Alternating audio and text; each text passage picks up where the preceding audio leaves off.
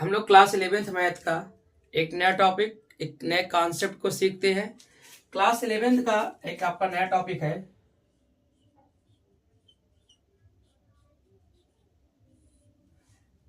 New topic है। उस topic का नाम है बाइनोमियल थ्योरम।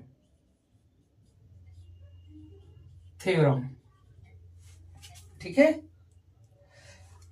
इस बाइनोमियल थ्योरम को हिंदी में बोलते हैं द्विपद प्रमेय। क्या बोलते हैं बेटा? द्विपद प्रमेय कहा जाता है। बाइनोमियल थ्योरम होता क्या है, इसको समझने के लिए एक छोटा सा कॉन्सेप्ट देखते हैं। पहले आप सब जानते होंगे बेटा कि a प्लस बी की होल पावर अगर 0 किया जाए तो इसका मान क्या होता है? 1 होता है। यानी किसी भी नंबर का होल पावर अगर 0 होता है उसका मान क्या होता है? 1 होता है।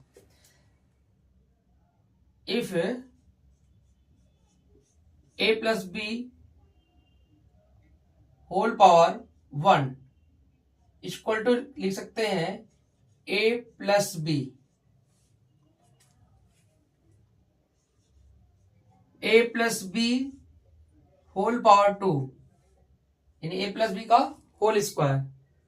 तो a plus B whole power 2 इसको लिख सकते हैं a square plus 2ab plus B square. Like this a plus B whole cube लिख सकते हैं a cube plus 3a square B plus 3ab square plus B cube. अगर मुझे ऐसे लिखना हो a प्लस बी की पावर 4 को लिखना हो तो इसको कैसे लिख सकते हैं? आप एक चीज इसमें देखने की कोशिश करिएगा कि जो a प्लस बी की पावर 0 है इसका जो कॉफिशिएंट है 1 है। ध्यान से देखिएगा 1 है। इसका कॉफिशिएंट क्या है? 1 है। इसी तरह अगर मैं देखूं a प्लस बी की पावर 1 है, a और b इन दोनों वेरिएबल का कॉफिशिएंट क्या है? 1 है। आगे देखिए a plus B whole power 2 इनका कॉफिशिएंट अगर देखा जाए a स्क्वायर का कॉफिशिएंट 1 है, ab का कॉफिशिएंट 2 है, b स्क्वायर का कॉफिशिएंट 1 है।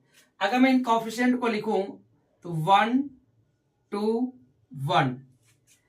इसी तरह अगर मैं देखूं a प्लस बी का होल पावर में देखें तो a क्यूब का कॉफिशिएंट 1 है, a स्क्वायर b का कॉफिशिएंट 3 है, ab का कॉफिशिएंट 3 है और कॉफिशिएंट ऑफ b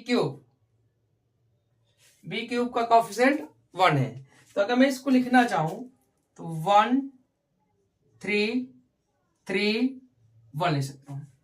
आप इसमें एक मिनट देखने की कोशिश कीजिएगा इसमें क्या हो सकता है। पहले में देखो 1 है, फिर ये 1 क्या हुआ है? डिस्ट्रीब्यूट हो गया है, 2 भाग बट गया। यानी पावर 0 तो आपका ध्यान देखो पावर 0 तो एक टर्म आया, 1 टर्म आया। पावर 1 तो टर्म 2 आए। पावर 2 हो रहा है तो 3 टर्म हो रहे हैं। पावर 3 तो 4 टर्म आ रहे हैं। इसी तरह अगर मैं देखूं पावर 4 हो रहा है तो इसमें जो टर्म नंबर ऑफ टर्म होंगे, नंबर ऑफ टर्म वो कितने होंगे? 5 होंगे। तो एक चीज निष्कर्ष यहां से दिख रहा है कि किसी भी नंबर की पावर, अगर आप किसी भी इंटीजर की पावर n करते हो तो उसके नंबर ऑफ टर्म जो होंगे n+1 होंगे। यानी अगर मैं बात करूं कि इसमें जो होंगे number of term equal to जो होंगे वो पावर +1 होंगे। किसी भी इंटीजर्स को अगर मैं एक्सपेंडेड फॉर्म में लिखूं, किसी भी इंटीजर्स को अगर मैं इसको एक्सपेंडेड फॉर्म में लिखूं, एक्सपोनेंट फॉर्म में लिखूं तो जो उसके टर्म होंगे नंबर ऑफ टर्म वो पावर +1 होंगे, पावर +1 होंगे। इसी तरह पावर 2 है तो 3 टर्म्स आ रहे हैं, पावर 3 है तो 4 टर्म्स आएंगे। तो अगर पावर 4 है तो 5 टर्म आएंगे। अब एक चीज देखो, जो पहला टर्म था वो डिस्ट्रीब्यूट हो गया 1 में, फिर देखो ये 1 ये 1, लेकिन अगला लिखने के लिए ये दोनों ऐड हुए, समझ में आ रहा है। फिर आगे देखिए ये 1 हुआ, फिर अगला लिखने के लिए ये दोनों ऐड हुए, फिर अगला लिखने के लिए बेटा ये दोनों ऐड हो गए, फिर अगला 1 आया। यानी आपको एक चीज दिख रहा है कि ऊपर के अगर मैं इसको लिखना चाहूं ए प्लस बी की पावर 4 का फॉर्मेट एक्सपोनेंट फॉर्म बनाना चाहूं, इसका एक्सपोनेंट फॉर्म बनाना चाहूं, तो पहला जो कोफिशिएंट होगा 1 ही होगा, यानी ए की पावर 4 होगी, पहला कोफिशिएंट 1 होगा। अब एक चीज और नोटिस कीजिए, में नोटिस ये करना है, आप देख रहे हो जब भी हम ए प्लस बी की पावर 1 ए प्लस बी की पावर 2 ये लिख रहे हैं, तो इसका जब एक्सपोंड कर रहे हैं, इसको हम एक्सपोंड कर रहे हैं, तो इसमें क्या हो रहा है, ए की पावर घट रही है, यानी ए की पावर जो हो रही है वो डिक्रीज हो रही है। ए की पावर क्या हो रही है, डिक्रीज हो रही है, जबकि बी की पावर इंक्रीज हो रही है। ए क्यूब ए स्क्वायर ए, आगे ए है नहीं, ए की पावर 0, तो ए जो हो रहा है वो डिक्रीज हो रहा है और बी क्या हो रहा है, इंक्रीज हो रहा है। यानी दूसरा ये दिख रहा है किसी भी अगर बाइनोमियल थ्योरम में हम किसी भी पॉजिटिव नंबर की पावर n करते हैं, बाइनोमियल थ्योरम में किसी भी नंबर की किसी भी इंटीजर पॉजिटिव जो नंबर है उसकी पावर n करते हैं, जब उसको एक्सपोंड करते हैं, विस्तार करते हैं, तो उसमें a डिक्रीज हो रहा है और b इंक्रीज हो रहा है। यानी जो एक्सपोंडर फॉर्म में देखा जाए वो a क्या हो रहा है, डिक्रीज होता जा रहा है, जबकि b क्या हो रहा है, इंक्रीज हो रहा है। तो हम ये कह सकते हैं कि इसमें क्या हो रहा है, a आपका, इसमें बोल सकते हैं कि power of a equal to क्या हो रहा है बेटा, डिक्रीज हो रहा है। क्या हो रहा है, decrease B, power of b क्या हो रहा है, इंक्रीज हो रहा है, इंक्रीजिंग फॉर्म में है। एक्सपोनेंट फॉर्म में पहला 2 कॉन्सेप्ट सीखा कि अगर किसी पॉजिटिव इंटीजर्स की पावर n है तो उसके नंबर ऑफ टर्म जो होंगे एक्सपोनेंट के वो पावर +1 हो जाएंगे। और दूसरा देखा गया कि जो पावर ऑफ a है, a यानी a की पावर डिक्रीज हो रही है और जबकि b की पावर इंक्रीज हो रही है, b की पावर इंक्रीज हो रही है। अब कोफिशिएंट की बात करें तो पहला जो टर्म का कोफिशिएंट है वो 1 है, अगले टर्म का कोफिशिएंट अगर पावर 4 में लिखना हो तो 1 और 3 को ऐड करके लिखेंगे, यानी a की पावर डिक्रीज हो जाएगी, कोफिशिएंट यहाँ 1 है यहाँ 3 है, दोनों को ऐड करेंगे तो क्या आ जाएगा, 4 आ जाएगा, और a की पावर डिक्रीज होगी और b की पावर इंक्रीज होगी। अगला कोफिशिएंट कैसे लिखेंगे, 3 में ये 3 ऐड होगा, यहां 1 में 3 ऐड होगा तो 4 आया था, अब इस 3 में 3 ऐड होगा 6 होगा, a की पावर डिक्रीज होगी, b की पावर इंक्रीज होगी। अगला टर्म कैसे लिखा जाएगा, 3 में इस एक b क्यूब का कोफिशिएंट ऐड होगा 4 हो जाएगा और a की पावर 2 था 1 हो गया, डिक्रीज होगा और b की पावर इंक्रीज होगी।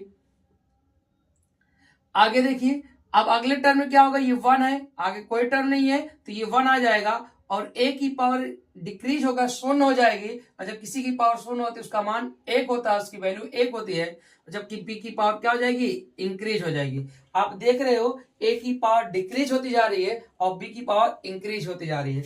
इसी तरह मैं लिखूं a plus B whole power 5 को एक्सपोंड करें तो पहला टर्म जो होगा a की पावर 5 होगा, दूसरा टर्म में लिखने के लिए यहां कोफिशिएंट a की पावर 4 का कोफिशिएंट और a क्यूब b का कोफिशिएंट 4, तो दोनों जोड़ कर लेंगे, ऐड कर लेंगे, 4 1 5 हो जाएगा और लिखेंगे a की पावर 4 और b, a डिक्रीज होगा b इंक्रीज होगा।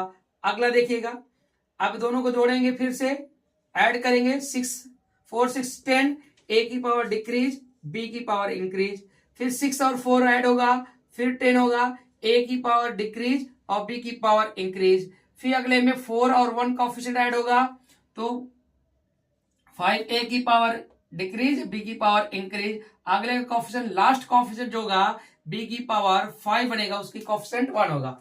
आप एक चीज देखो, अगर मैं इसका कोफिशिएंट लिखूं फिर से 1 4 6 4 1, अगला लिखू 1 5 10 10 5 1। तो आप देख रहे हो ये जो बन रहा है, ध्यान से देखिएगा, ये जो बन रहा है ये आपका एक ट्राइंगल बन रहा है। ये क्या बन रहा है? एक ट्राइंगल बन रहा है। इसी को बाइनोमियल थ्योरम में पास्कल ट्राइंगल कहते हैं। क्या कहते हैं? पास्कल ट्राइंगल कहा जाता है। क्या कहते हैं? पास्कल ट्राइंगल कहा जाता है। ठीक है। अब ये अगर मान लो आपको आगे इसी को कंटिन्यू करना हो, a प्लस बी की पावर मान लो 10 आपको निकालना, suppose that a plus B power 10 expand करना हो तो कैसे करेंगे? उसके लिए बाइनोमियल थ्योरम आया। बाइनोमियल थ्योरम क्या होता है इस चीज को समझते हैं हम लोग। Binomial theorem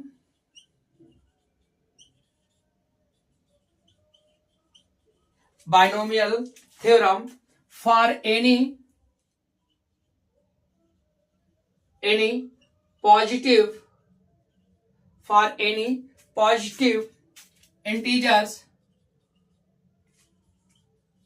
integers n power. अब ये binomial theorem for any positive integers in n power, अगर कोई भी बाइनोमियल थ्योरम कहाँ लगेगा? आपका कोई भी नंबर दिया, जैसे suppose that a plus B whole power n, a plus B whole power n।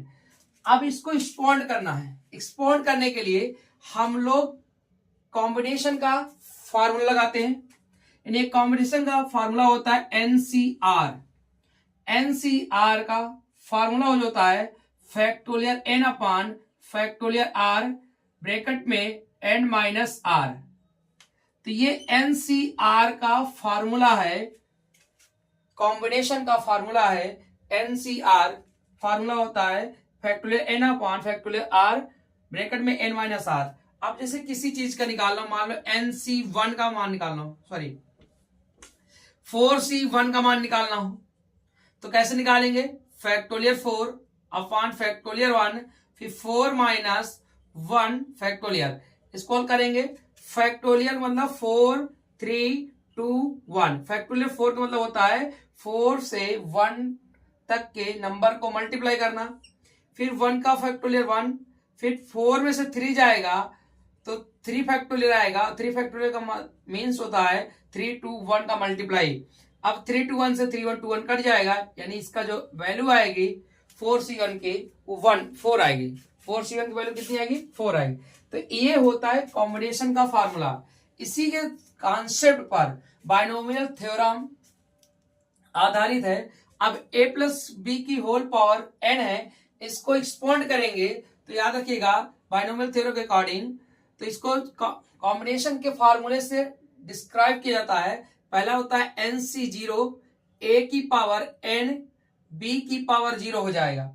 हमने बताया था कि जितने पावर हो गई, पावर तो नंबर ऑफ टर्म की बात करें, नंबर ऑफ टर्म, तो वो क्या होगा? पावर +1 हो जाएगा। और बात करें कि आपका जो पावर ऑफ ए है, पावर ऑफ ए वो क्या हो रहा है? डिक्रीज हो रहा है। क्या हो रहा है? डिक्रीज हो रहा है। जबकि पावर ऑफ बी क्या हो रहा है? इंक्रीज हो रहा है। क्या हो रहा है? इंक्रीज हो रहा है। तो देखो power of A maximum power है और बी मिनिमम पावर है। अगला जो टर्म आएगा NC1 आएगा और a की पावर n-1 हो जाएगा और b की पावर 1 हो जाएगा। अगला टर्म नेक्स्ट टर्म जो होगा NC2, a की पावर n-2 b की पावर 2। फिर अगला NC3, a की पावर n-3 b की पावर 3। ऐसे आपका सो ऑन होता जाएगा, आगे बढ़ते जाएंगे, कंटिन्यूसली चलती जाएगी। आगे लास्ट टर्म जो होगा NCn, a की पावर 0 b की पावर n हो जाएगा। क्या हो जाएगा? b की पावर n हो जाएगा। ये आपका टर्म चलता जाएगा। तो इस फॉर्मेट पर बाइनोमियल थ्योरम होता है। इसी कॉन्सेप्ट पर हम किसी पॉजिटिव इंटीजर्स का एक्सपोनेंट फॉर्म लिख सकते हैं। जैसे एग्जांपल बायनोमियल थ्योरम पर हम लोग किसी पॉजिटिव इंटीजर्स का उसको एक्सपेंडेड फॉर्म में लिख सकते हैं, जैसे 3x plus 2y whole power 5। इसको एक्सपोर्ट करना तो कैसे करेंगे, हमें पता है फॉर्मेट क्या है बायनोमियल थ्योरम कि nc0 a की power n plus nc1 a की पावर n माइनस 1। तो इसी फॉर्मेट पर हम इस इंटीजर्स को एक्सपोर्ट करेंगे। तो पहला टर्म जो हो जाएगा n मतलब पावर, तो पावर कितना है 5c0, 3x a मतलब क्या है 3x है, पावर क्या होगा n मतलब 5, फिर 2y पावर क्या हो जाएगा 0, फिर प्लस 5c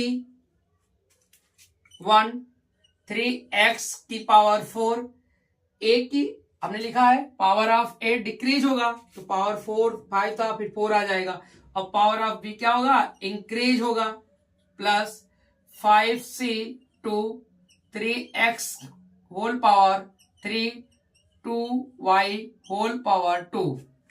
अगला टर्म होगा 5c3 3x की पावर 2 2y की पावर 3। अगला टर्म होगा 5c4 3x की पावर होल पावर 1 2y का होल पावर 4। अगला टर्म होगा 5c5 3x की पावर 0 2y की पावर 5। अब इसको हम लोग सॉल्व कर लेंगे, आपका इस इंटीजर्स का एक्सपोनेंट फॉर्म आ जाएगा। ठीक है, तो इस तरह बायनोमियल थ्योरम के मदद से हम लोग किसी भी पॉजिटिव इंटीजर्स को एक्सपोंड कर सकते हैं।